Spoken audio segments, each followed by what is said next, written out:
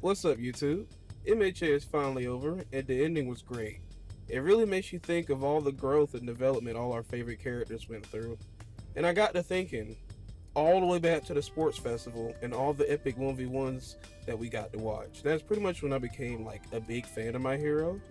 So today, we're going to see each of our favorite characters pan out in the same event, but with the characters from the end of the show running.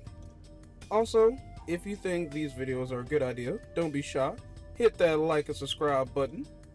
But before we get into that, I have some rules.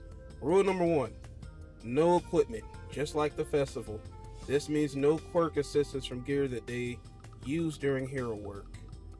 Rule number two, I'm using all the feats up to the end of the All for One fight. Since I couldn't really find any solid feats after the time skip.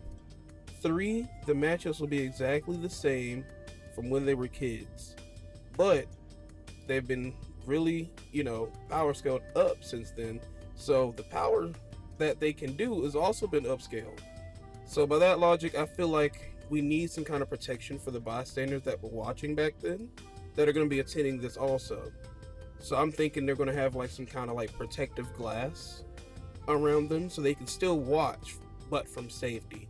I just don't see with some of these people fighting Cementos being able to block everybody here. I also want to put this in play so that a lot of the characters that are here that have really explosive quirks don't feel like they have to hold back for the, bystanders.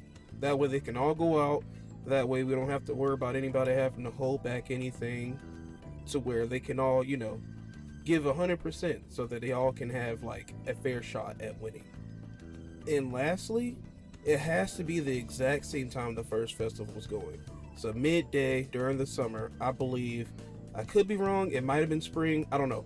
But it has to be during the day, during the festival, so nothing else.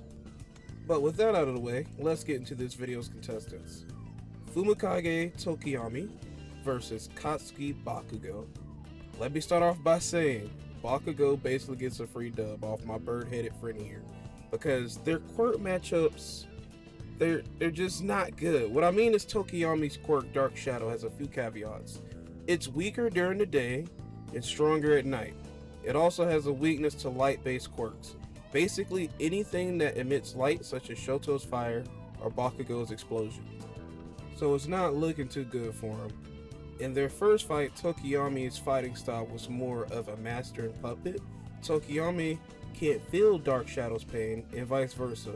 He used this to his advantage by staying very far away from the fight and punch from a distance through Dark Shadow. It's not a bad strategy, but the downside is if he's fighting someone with long range moves or someone who's faster than him that can close the gap easily, they can. The next issue is if someone does manage to get close to him in close quarter combats, he doesn't have the experience for it. He solely relies on Dark Shadow keeping his opponents at bay. Meanwhile, if we look at his opponent today, Bakugo, he is everything we discussed at Tokoyami's weaknesses, but incarnate. Bakugo has shown how fast he is multiple occasions. No one wants to fight him head on due to his combat style mixed with his quirk being mostly effective at close range, believe it or not. And to top it off, Bakugo's combat experience is top notch. He's shown multiple occasions that he's not blinded by anger for his fights. Great example of this would be his fight with Shigaraki, where he's shown that he wasn't just diving in head first. He was actually remembering Shigaraki's fight patterns the whole time. He just wasn't fast enough to do anything about it before his awakening. That with the fact that Bakugo's quirk works wonders on Dark Shadow. Bakugo caught on to this right away the first time they fought also. But let's take a break from Bakugo Glaze for a second and see if there's anything that Tokoyami has picked up since their last engagement that could help him change the outcome of this, fight. In episode 52, we see Tokoyami did learn a thing or two from his defeat from Bakugo, where he instinctively trains to find a way to cover his close combat weakness. By creating the move Black Abyss, Tokoyami gets Dark Shadow to envelop his body. While Dark Shadow is enveloping his body, he wears it like a suit of armor. This compensates for his weakness in close range. By extending his claws that his envelop on his hands, Tokoyami can also attack and defend from a distance, as well as propel himself to give himself increased mobility. He even invented a move called Black Fallen Angel, and it's a technique that he learned while under the tutelage of the pro hero Hawks. Tokoyami wraps himself up in Dark Shadow's arms, allowing him to be carried by it.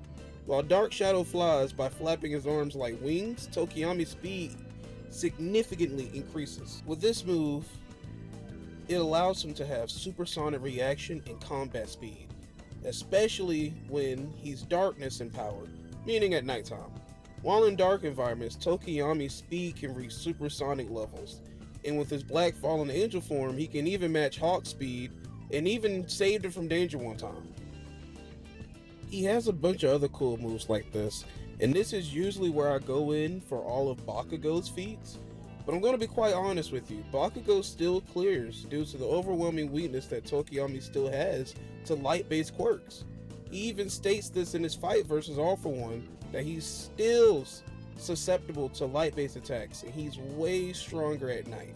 But since this fight is a rematch in the exact same conditions as the first festival, even if we just disregarded the rules and let it be completely dark and give him Dark Abyss or Total Release, it's still not enough for Bakugo's speed, power, and battle IQ, especially if we add an Awakened Bakugo. I don't see Tokoyami being fast or durable enough to take him on with the onslaught that Bakugo would have waiting for him. And to be honest, even if we set up that Tokoyami used Total Release, it's still too slow to land a good hit on Bakugo. Even if he did land that specific hit that we're talking about, I doubt he'd stay down. So with that being said, this battle goes to Katsuki Bakugo, low diff. I hope you guys enjoyed my analysis. If you disagree or think I missed some key points that would change the outcome of this, please let me know. I plan on doing these for all of the major fights.